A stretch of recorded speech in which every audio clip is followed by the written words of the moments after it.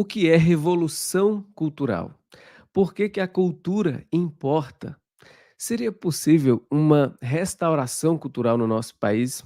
Hoje a gente vai receber aqui um convidado muito especial, um querido amigo, o João Filho, que é poeta e escritor, né, tem mestrado, doutorado também. A gente vai conversar sobre essas pesquisas dele.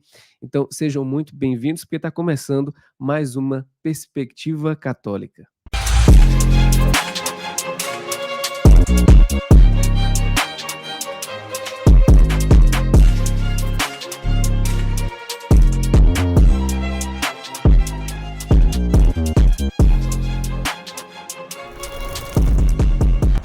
E antes da gente começar, a gente primeiro, evidentemente, a gente precisa rezar, pedindo ao Senhor que ilumine as nossas consciências e, como dizia o professor Olavo de Carvalho, para que nenhuma injustiça se cometa durante essas nossas reflexões. Então, vamos rezar.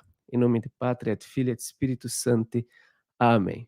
Pater noster, qui es in celis, sanctificetur nomen tuum, adveniat regnum tuum, fiat voluntas tua, sicut in cielo et in terra.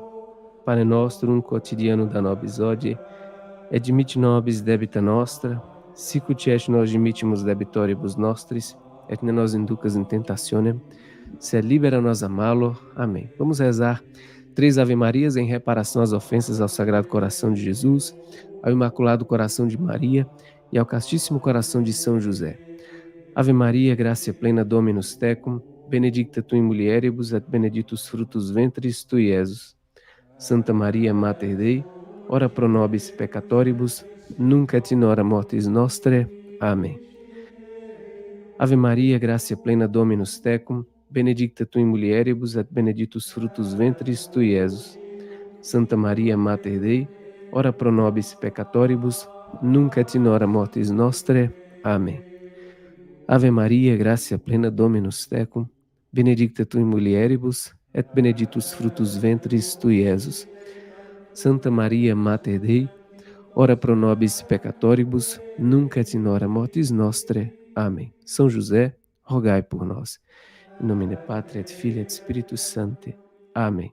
Então, mais uma vez, sejam todos bem-vindos. Eu vou colocar o João aqui. Para quem não conhece, o João já esteve aqui conosco em uma aula privada e a aula foi tão boa que eu falei, não, João, a gente precisa fazer de novo, para a gente tratar de uns temas, outros temas, né, que não seja uma aula formal específica, mas eu gosto muito de conversar com o João, porque o João tem 11 livros publicados, o João fez mestrado na UFBA, o João fez doutorado na USP. Eu brinco com ele, como é que você conseguiu sair ileso desse ambiente acadêmico completamente tomado, né? E eu queria muito que o João falasse aqui para a gente sobre a importância de fato da cultura, porque afinal de contas que nós temos vários problemas culturais. Eu queria ouvir a análise dele aqui com a gente, então sejam todos muito bem-vindos e eu vou colocar o João aqui na nossa conversa de hoje. Olá, meu amigo, tudo bem, João? Olá, Ale, tudo bem? Tudo tranquilo, graças a Deus. Mais uma vez, muitíssimo obrigado pelo convite, estar aqui conversando com você e com vocês, né? É sempre um prazer para mim, um grande prazer mesmo. Bom demais, bom demais. João, eu queria que você começasse falando para a gente aqui, para essa audiência, como é que começou esse seu interesse pela literatura, né? Já disse aqui que você fez mestrado, você fez doutorado também, mas como começou essa sua paixão pela literatura? Quando você faz essa busca aí no seu imaginário, quando é que começou ela, né? Eu sou de Bom Jesus da Lapa, né? Uma cidade que eu estou em Salvador hoje, então, mais ou menos quase 800 quilômetros daqui de Salvador. Fica no semiárido, né? Ao lado do Rio São Francisco. Então, é uma cidade muito rica nessa questão. Tem uma romaria, que é uma romaria com mais de 300 anos de existência, 333 mais ou menos de existência, né? E assim, mas tudo começa dentro de casa com meu pai, né? Eu acho que tem uma tendência da pessoa, a pessoa tem uma certa tendência para determinada coisa, né? Como quem tem tendência para medicina, para filosofia, para as matemáticas, enfim, né? Para a música. E no meu caso, tinha uma tendência, eu acho que, para as artes, né? É tanto que a minha família, né, era não, ainda é da congregação cristã no Brasil, Mas do você protestantismo, veio né, e de tal. família protestante? Eu venho de família protestante. Eu não tive inicialmente formação católica, né? A minha Uhum, formação se dá já velho, já eu fui batizado na igreja católica, né, mas sim. com meses de vida, e depois tudo foi dentro dessa igreja protestante, né, Congregação Cristã no Brasil. Então eu aprendi a tocar violino, aprendi música, né, música clássica, isso aí sempre foi muito constante dentro da igreja, e junto com Uhum, meu pai, que sempre leu, né. Meu pai não tem formação, nenhuma grande formação, mas sempre até hoje é um grande leitor, né. E aí começa dentro de casa eu me lembro, tem um episódio que é um déjà vu, na verdade, que é muito forte, mas muito significativo para mim, entre 11 e 12 anos, mais ou menos, é mais ou menos quando eu começo a escrever, né, fazer meus primeiros rabiscos, eu tive um déjà vu com o Machado de Assis. Eu peguei o Dom Casmurro, que meu pai tinha uma pequena biblioteca num móvel imenso, que minha mãe chamava de oratório, né? Não tinha nada, não tinha uhum, nenhuma imagem, porque era um protestante, não tinha imagem nenhuma, mas ela chamava, não uhum. sei porquê, de oratório. E eu achei, e lá tinha, na verdade, a coleção toda do Graciliano Ramos, enciclopédias, várias antologias e tal, e também muito Machado de Assis. Eu peguei a primeira vez Dom Casmurro e eu falei, eu conheço esse senhor de algum lugar. Né? Essas coisas da mente humana, né? E realmente eu nunca havia lido Machado de Assis. Então começa com meu pai, leituras e tal, e é uma paixão, como eu costumo brincar, que o grande escritor mineiro, principalmente cronista, Paulo Mendes Campos, diz que ele tem, né, um poema que tem um verso que é bem interessante, que um dia, né, um dia comecei a ler um livro e nunca mais tive descanso, né? Foi meu Uhum. caso aí, é a mesma coisa, nunca, não parei mais. Começa com meu pai, que sempre foi leitor. Olha só. Então, seu primeiro contato foi Machado de Assis? Não, meu primeiro contato com literatura mesmo, eu considero um pouco antes, né, que é com os gibis, né, que Sim, chamávamos no interior como é que era? Revistinha, né, as sim. revistinhas e tal. Então, revistinha Walt Disney, né, Turma da Mônica, Turma do Pererê, da época do Ziraldo e tal. Essa pequena formação. E a primeira eu me lembro a primeira vez que eu estive aos 6 anos de idade com uma tia minha, 6, 7 anos, numa pequena revistaria, se é que existe essa palavra, em Bom Jesus da Lapa, que não tinha, era uma banca, na verdade, né? Era uma banca. Sim. E ela comprou para mim uma revista do Pica-Pau. Né? Eu acho Uhum. que começa aí, tem uma primeira formação. Eu falo isso porque esse frescor, por exemplo, de abrir revistinhas e descobrir um universo, é um frescor que não volta mais nunca, né? Fica na memória como nostalgia, né? Pelo menos para mim, Uhum. né? Uhum. Então começa tudo Verdade. aí. E João, nesse início, assim, é, você não sabia, você começou a gostar de literatura, você evidentemente nem pensou que isso um dia se tornaria profissão, né?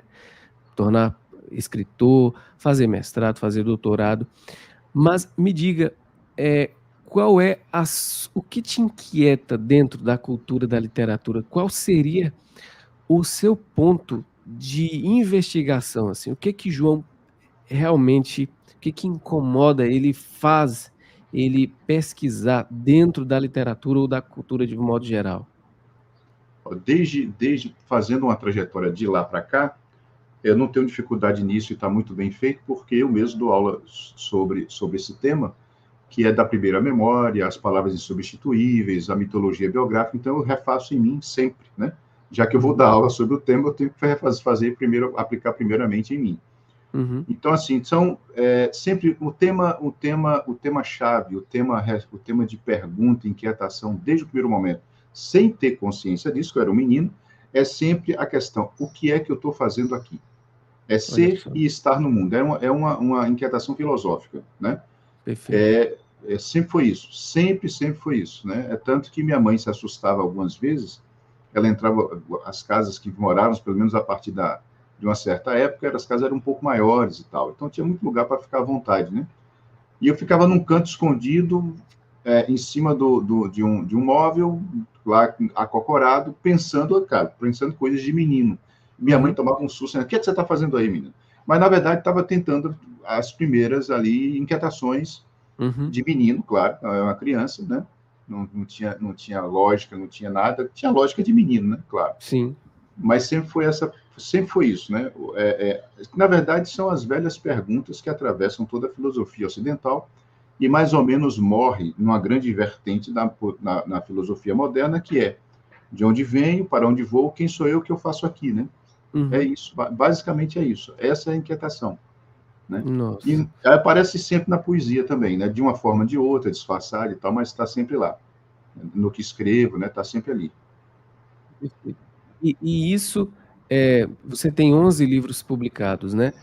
Isso está, quando o seu leitor, ele pega a sua obra para ler, os poemas, isso está refletido ali, na sua forma de criar também? Como é que você, no seu processo criativo, quando você vai escrever, você consegue colocar isso, de forma clara ou não?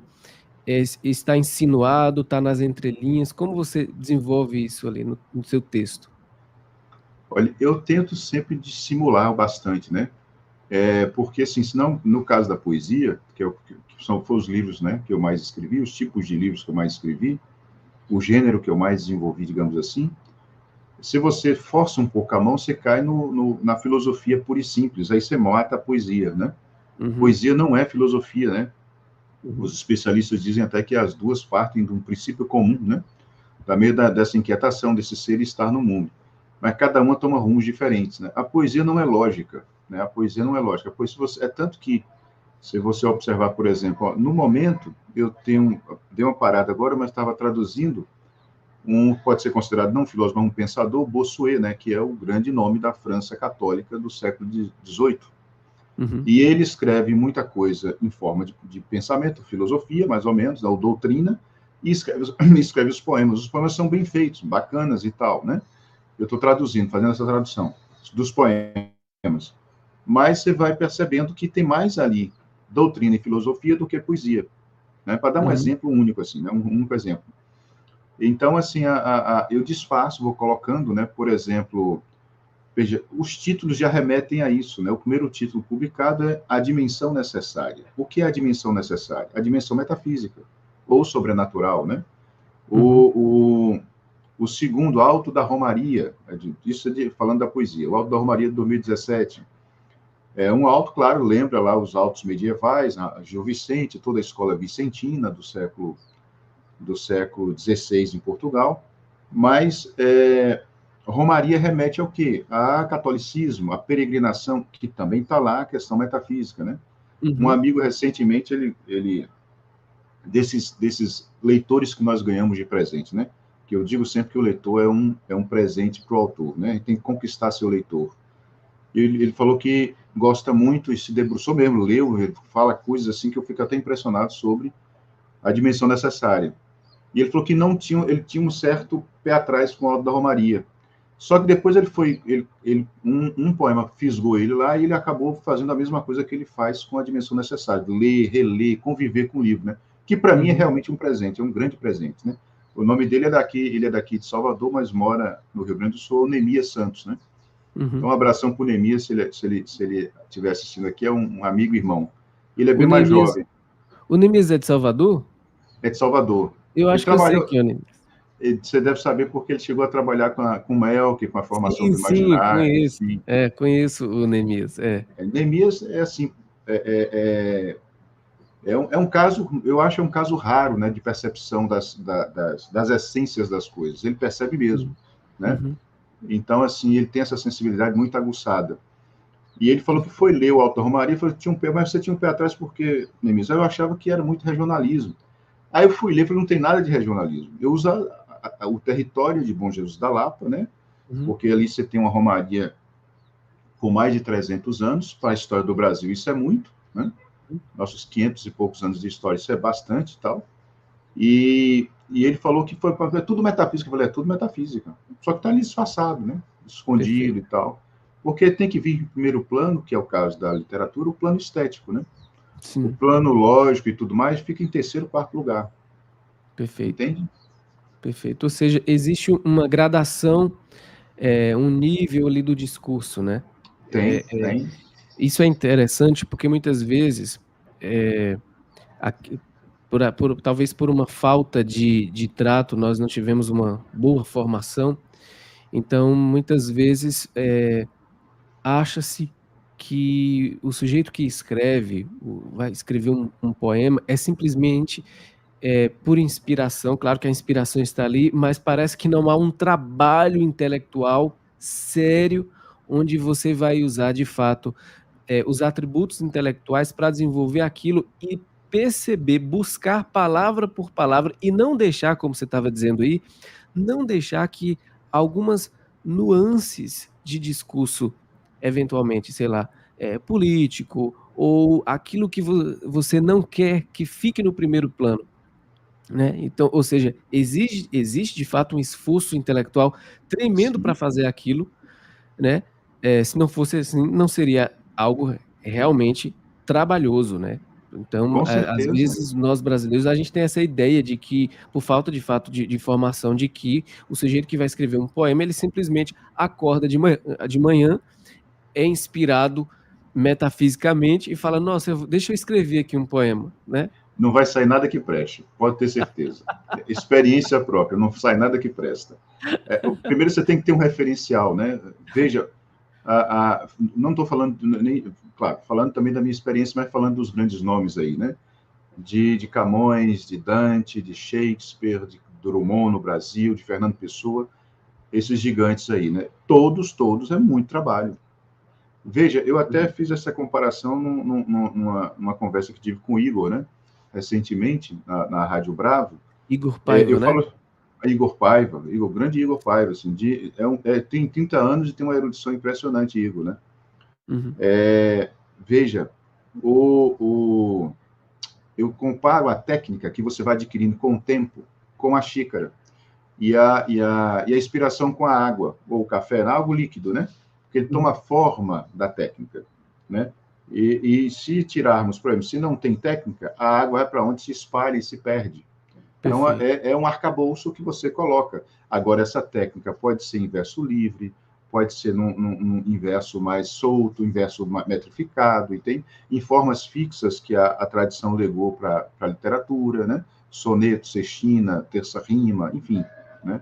Então, Perfeito. assim, mas não tem nascer do nada. Do nada, só quem faz nascer é Deus, o resto, não.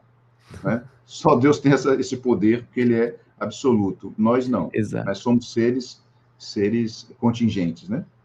E você falando disso aí, da criação, ontem eu estava com meu filho fazendo a aula de catequese e, a gente falando disso, né: "Filho, Deus cria tudo", né, e você falando de referencial, porque a necessidade de você ter um referencial justamente para você criar.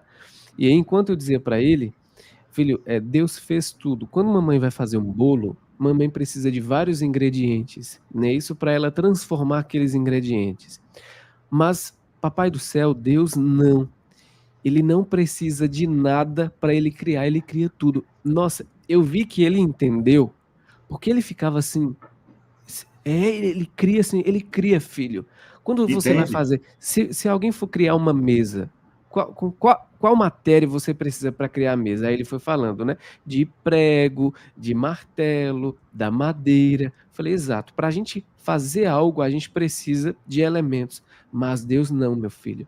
Deus não precisa, porque ele se comunica assim, ó, o que ele pensa, ele faz, ele age", né. E, ou seja, você vai desenvolvendo o referencial na criança, para que ela entenda de fato quem é a pessoa de Deus. João, o professor Olavo de Carvalho citava muito o Hugo Hofmannsthal, quando ele dizia assim que nada está na realidade política de um país, na realidade pública de um país, que não esteja primeiro na sua cultura ou na sua literatura, né. Ou seja, as coisas primeiro elas aparecem ou devem aparecer na literatura, na cultura, e depois elas vão para a realidade política de um país. Eu queria que você comentasse isso, esse princípio básico, essa sentença do Hugo Hofmannsthal, para a gente entrar na nossa realidade política, e na necessidade de compreender a cultura como ela de fato deve ser compreendida, porque me parece, e você vai me corrigir se eu estiver enganado, que nós ainda estamos longe enquanto movimento político, enquanto direita, enquanto conservador, enquanto cristãos, de entender, eh, a importância da cultura para o nosso país. Então eu queria que você começasse, eu sei que, isso é espinhoso, mas eu queria que você começasse, comentando esse aspecto do Hugo Hofmannsthal para a gente desenvolver esse raciocínio aí dele. É porque o artista, e falar artista aqui no sentido profundo do termo, não qualquer coisa que apareça no show business, né? Mas assim, aquele que trabalha com arte mesmo, né? Que tem uma técnica, que desenvolve uma técnica e trabalha nas suas várias manifestações, né? Na literatura, no cinema, né? Na pintura, na música, na dança, né? Enfim, ele tem a sensibilidade tem que ser mais aguçada. Se não for, você vai ter muitas dificuldades, né? E é por isso que se levava tão a sério essa figura do artista. Veja, o Nelson Rodrigues diz, né, nas crônicas dele, que assim, o artista, isso é no início do século XX no Brasil, 1920, 1930, até 30 mais ou menos, né? Ele fala que assim, quando vinha um artista, ele chama o contrário disso, o idiota, o pessoal que não tinha, não é que não era artista, mas aquele, porque uma coisa é o seguinte, tem lá o artista e tem uma gradação aqui, né? Sim, Eu vou voltar, Nelson, tem uma gradação. Tem os homens de excelência, né? sim. Homens e mulheres de excelência. Hoje tem que falar isso, né? Senão a pessoa não entende. Homens e mulheres de excelência. Homem aqui no sentido de espécie, né? De homo, da mesma espécie. Homens de excelência, né? Por exemplo, Sócrates, Platão, Aristóteles, são três pilares aí da filosofia de qualquer época, né? Uhum. Você tem no Brasil um Gilberto Freire, é um homem de excelência. Todo mundo pode ir, consegue aquela altura? Não. Só ele foi ali, né? Uhum. Se compara, por exemplo, para o futebol, né? Todo mundo pode ser Pelé? Não, só Pelé era Pelé. Todo mundo Uhum. pode ser Neymar? Né? Não. Então, enfim, é uma questão hierárquica que não tem como ser. Você pode romper no grito ou na falsidade, né? Ou na Uhum. falsificação, mas se você respeita a estrutura da realidade, não. Então, tem aí esses homens de excelência que chegam a essas alturas. E depois tem os propagandistas, os que entendem, né? Abaixo dele tem os que entendem eles e divulgam. E depois tem os divulgadores, até chegar, digamos assim, na universidade e depois passar para a imprensa. Então você vê que tem uma gradação aí, né? Uhum. Assim também na arte. A arte era assim, né? Os artistas, você pega, por exemplo, um Dante. Dante era um homem de excelência, né? É um sujeito que enxerga muito mais que todo mundo está enxergando. Então ele Uhum. capta primeiro isso, né?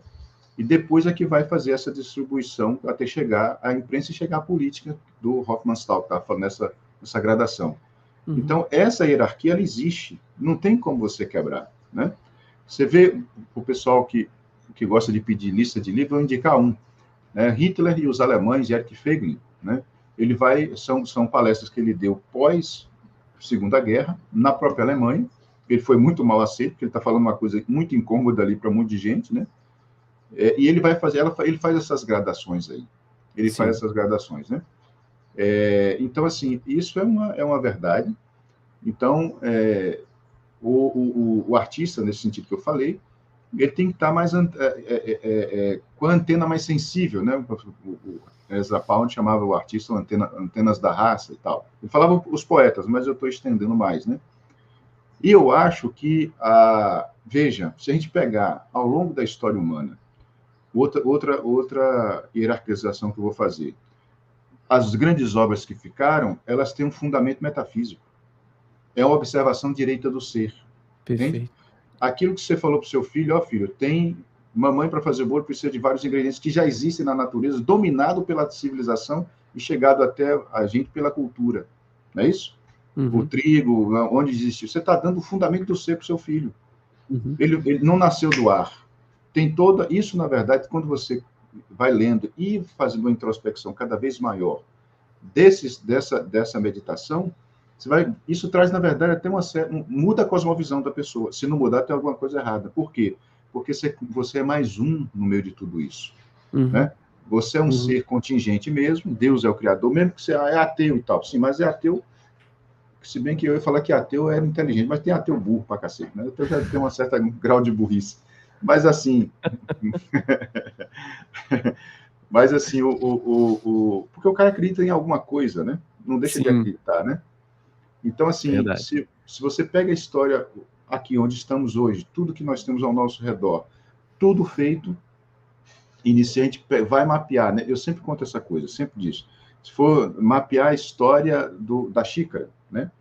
Até ter a ideia, nos milênios e milênios da história humana, se chegou a esse formatinho que tem algo côncavo que se possa colocar algo dentro. Isso não veio por acaso. Isso é uma conquista Uhum. humana que atravessa a história humana inteira, né? Sim. Aí você desacelera e fala assim, caramba, peraí, eu não fiz essa blusa, eu não sei nem costurar. Ah, mas tem uma mulher que sabe costurar, mas ela fez o pano? Não, o pano tem que ter algum produto que vem antes do pano. A descoberta desse produto. Então, você tem aí uma relação em cadeia que não pode ser quebrada, porque não pode mesmo. E aí você percebe o seguinte, o tanto de gente que me ajuda que eu nem sei. Uhum. Né? O Perfeito. tanto de pessoas que tem, assim, então você começa a ceder sua criança o fundamento do ser e a relação causal civilizacional. Perfeito. E isso fica na forma a forma mentes falada, né? Isso vai ficando. Então, assim, o artista tem que ser esse que capta, ele tem que ter essa base. Então, se tem uma coisa interessante, eu não estou puxando a brasa para minha sardinha, mas o Antônio Machado, né, o grande poeta espanhol, ele falava o seguinte, assim, eu não acredito em escritor sem metafísica. Uhum. Traz sua metafísica. Qual é? Mesmo de outro, a minha de outro, eu não criei nem nada, né? É de Uhum. outro, eu olho, observei e tal. O mais veja que Sócrates, na verdade, Platão lá, escrevendo, o sujeito olhou para a realidade e falou assim, ó, deve ser assim, é muito próximo a isso que eu estou descrevendo. Isso é uma coisa impressionante, maravilhosa, é um dom da inteligência mesmo, né? Então, assim, essa base, eu acho que é a inicial. O artista tem que partir daí.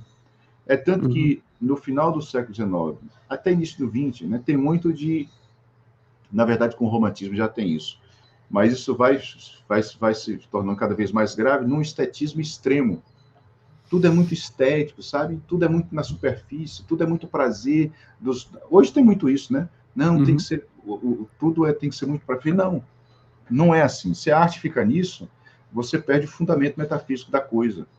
Uhum. Aí você não tem esse olhar mais refinado da percepção que o artista deve ter que chega a essa frase de Hofmannsthal, né?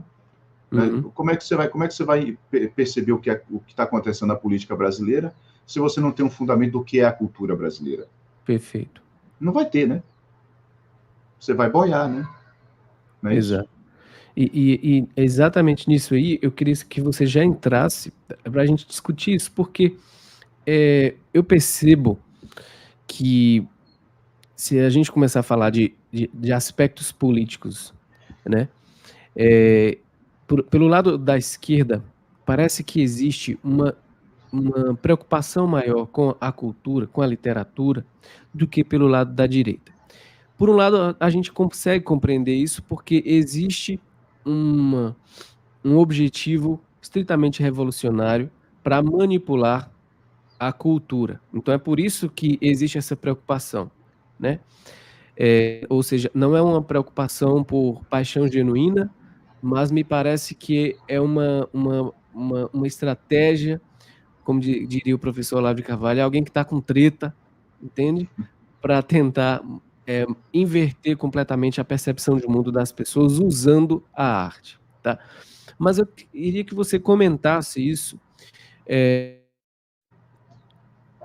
Aí a gente já entra na ideia de revolução cultural. Eu queria que você falasse disso sobre seu olhar, né? Como de fato a esquerda usa a, a cultura para tentar mudar a percepção das pessoas.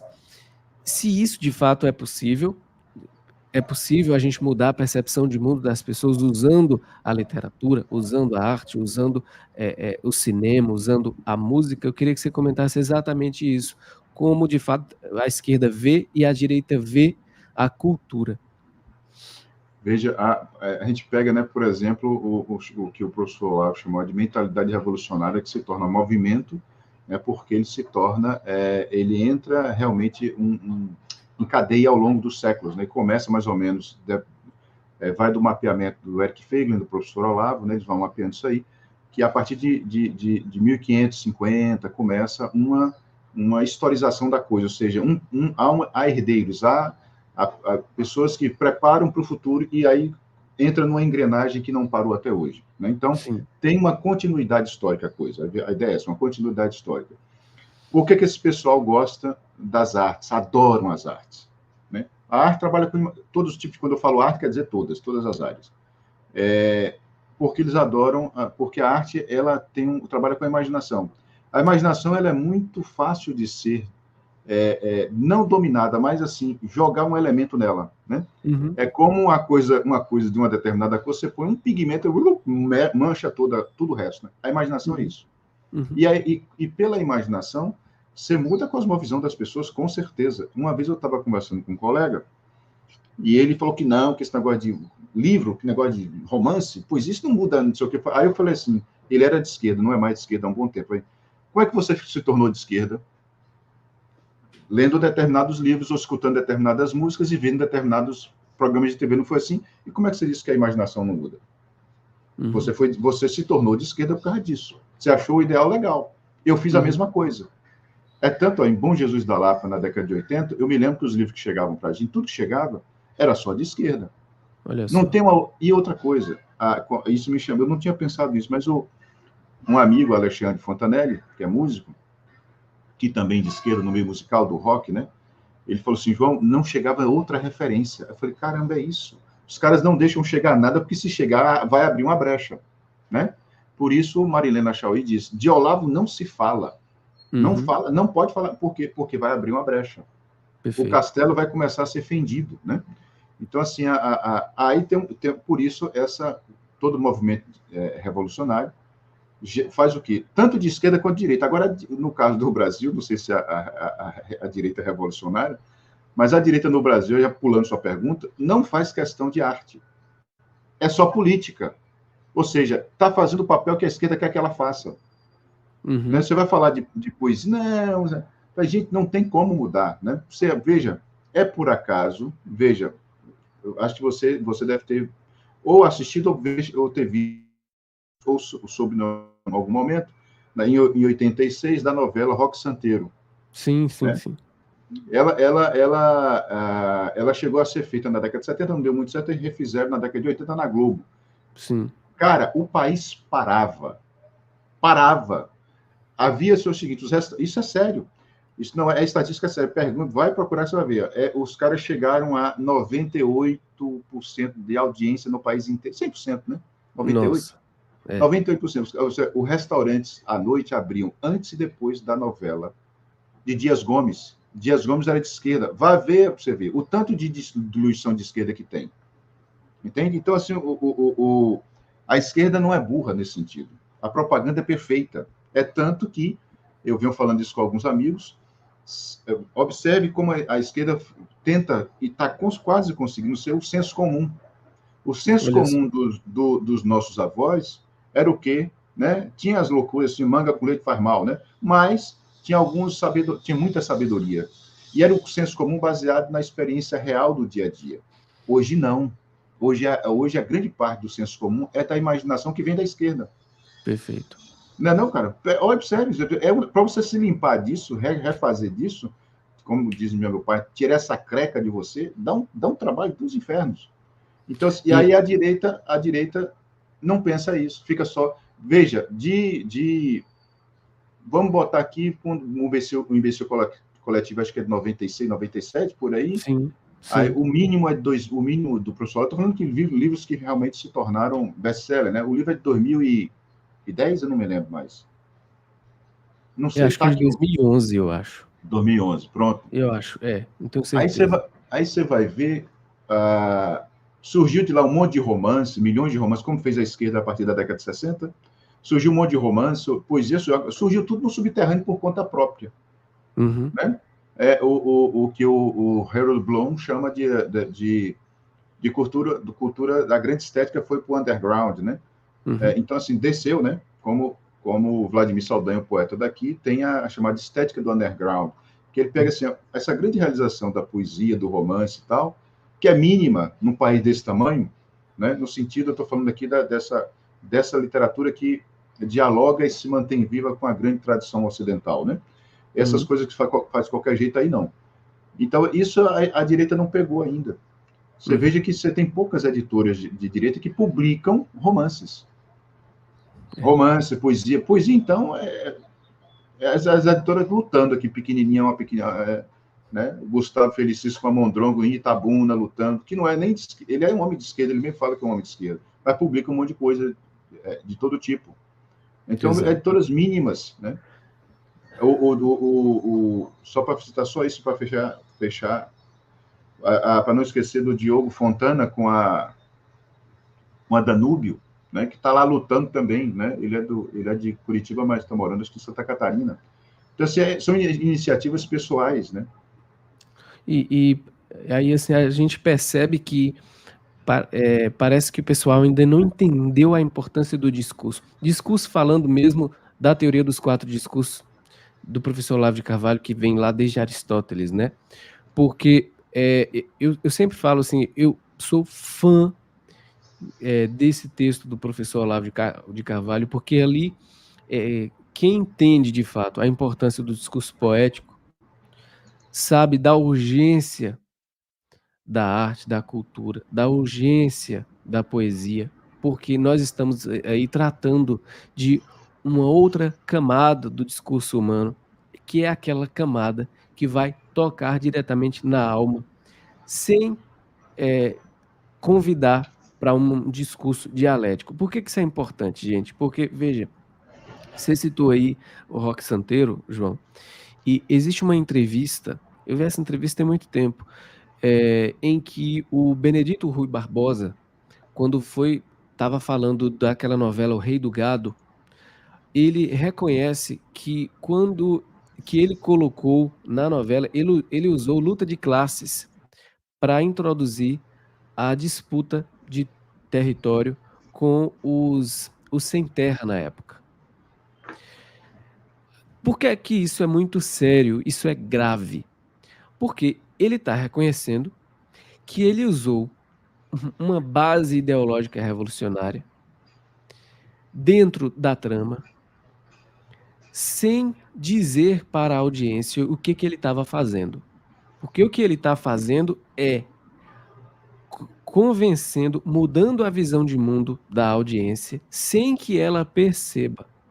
Porque ele sabe o que é luta de classe. Luta de classe é uma teoria marxista revolucionária, né? Então ele fez isso. Agora você imagina a audiência que se tinha na época. Ele fez isso. Isso foi o sujeito que está reconhecendo que fez.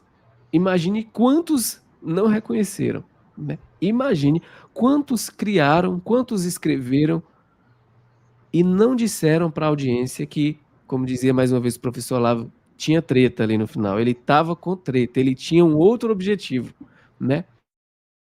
E o truque que ele fez, porque isso é um truque maquiavélico, ele usou, sem convidar a audiência para uma discussão, ou seja, a audiência não estava discutindo o que é luta de classe. Não era uma mesa redonda. Não é o que a gente está fazendo aqui, você e eu discutindo, dialetizando, né, debatendo. Não é isso. Porque a arte não convida para o debate de forma imediata, né? A arte ela te envolve. Ora, se você é envolvido por ela, e existe um objetivo ali de manipulação, de fato, você vai mudando a sua visão de mundo sem perceber. É exatamente aquilo que o Antônio Gramsci, fundador do Partido Comunista na Itália, dizia: fazer as pessoas se tornarem comunistas sem elas perceberem que são comunistas. Ou seja, fazê-las assumir princípios ideológicos sem elas saberem de onde aquilo veio, entende? sem elas perceberem de onde aquilo veio. De repente, o sujeito já assumiu todas as pautas ideológicas, porque aquilo foi apresentado para ele e fica como o peixe que não percebe a água, né? O peixe que não vê onde é que ele habita, porque ele não vai ver a água, evidentemente, né? Ou seja, nós temos uma dificuldade tremenda, porque enquanto nós, como direita, porque a gente ainda não tem um movimento conservador consistente no Brasil, a direita ainda não é um movimento, né? A coisa ainda é muito dispersa, né?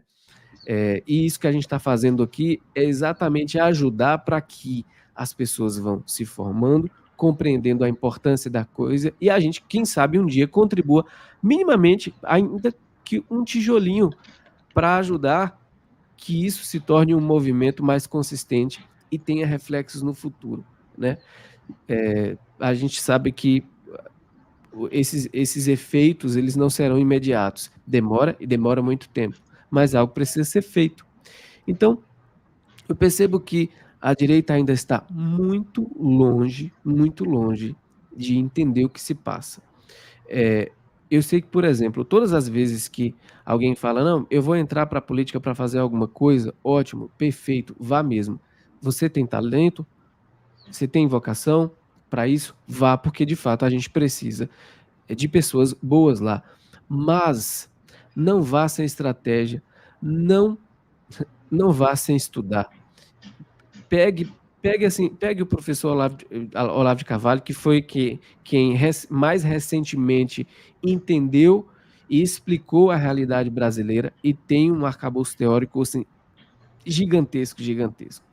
E, João, falando nisso, eu queria que você falasse para a gente, assim, na sua visão, você acha que existe a possibilidade de uma restauração cultural no nosso país? Existe a possibilidade de um dia nós restaurarmos isso que nós sabemos que, assim, foi completamente destruído, né? Completamente destruído. Claro que antes de eu passar para o João, a gente vai lá para a área de membros.